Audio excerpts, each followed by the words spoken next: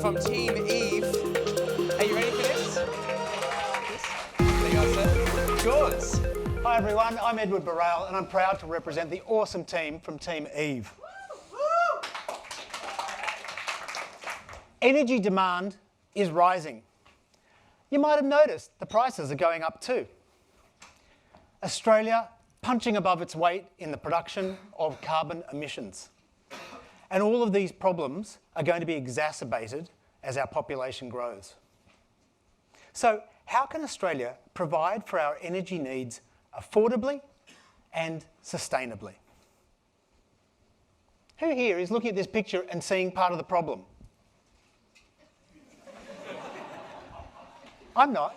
I'm looking at this picture and I'm seeing part of the solution because I'm going under the bonnet and I know that in this car there is a battery and that is part of the solution. It's 2025 and I'm keen to make some money out of my autonomous electric car. I download the Eve app and sign up in under 30 seconds and I'm connected to the Eve network, which helps me to optimise my energy but also pays me money for my unused excess energy that's sitting in my car battery. It couldn't be easier. I plan my trip, I travel, I park, and then I head home, just as normal. Whilst I was getting on with my day, however, my car took itself off to the Eve Power Hub and started to make me money. As it was parked, it became a source of energy for the power grid, making good use of the excess solar energy stored within its battery. Embedded across my trip is a seamless data journey that taps into multiple data sources and operates in the background to ensure that I have a smooth ride. For example, it takes into account my calendar of plans, traffic conditions, my historic behaviour, and even the weather. And it does that so that Eve can ensure that I will always have enough power in my battery to get me wherever I need to go, whilst at the same time maximising how much money it can earn for me. And in the future, there can be other enhancements utilising additional open data sources with the potential for additional value adds to my life. Okay, so how does Eve make money?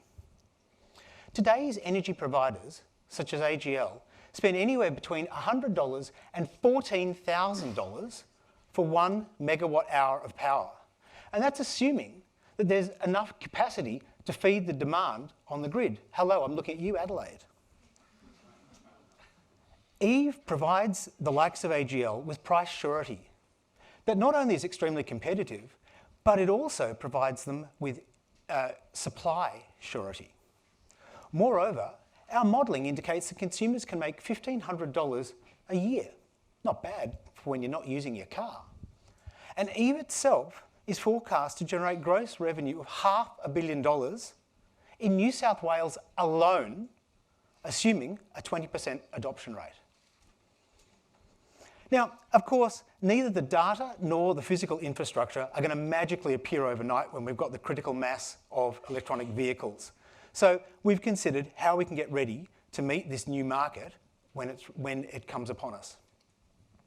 We're really excited about this emerging business opportunity because everybody wins: consumers, energy providers, and the planet. It sounds great, I think, but it doesn't matter what I think. What matters is what our customers think. And so far the feedback is, well, frankly, they're loving it. And whilst any bold plan inherently is going to have risks, we have considered those and we believe that the key risks can be mitigated. So without further ado, I'd like to introduce you to, please say hello to Eve.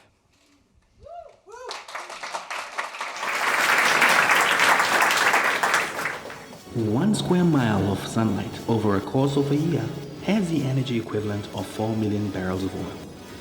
Electric cars are the way of the future, and in our commitment to reduce our carbon footprint and move to a more sustainable Australia, we bring you a form of energy.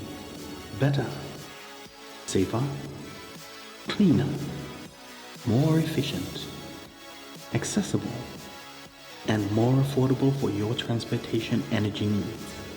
The all-new EV energy. Power in your hands. Power in the hands of the people sustainably.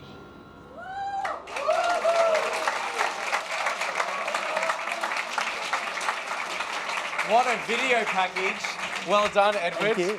We'll now take some questions from our judges. Who's first off the cab rank? Question. So just to clarify, is the nature of the revenue model basically smoothing out price fluctuations by buying off-peak power and then selling into peak periods? Or tell me more about the revenue model. So partly it's about buying the off-peak power, but also it enables us to capture, or enables the grid to be able to benefit from the energy that people capture with their home solar units at the time when it's available.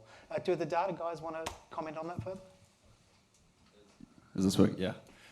Essentially, the answer to the question is yes. We're trying to even out and balance the energy market. Do you have an estimate of the total storage capacity that would be available through Australia's electric car fleet? Yeah, so currently the way the revenue model was worked out is in New South Wales alone by 2025 at a rate of an hour cumulatively of electric vehicles plugged in at any given time.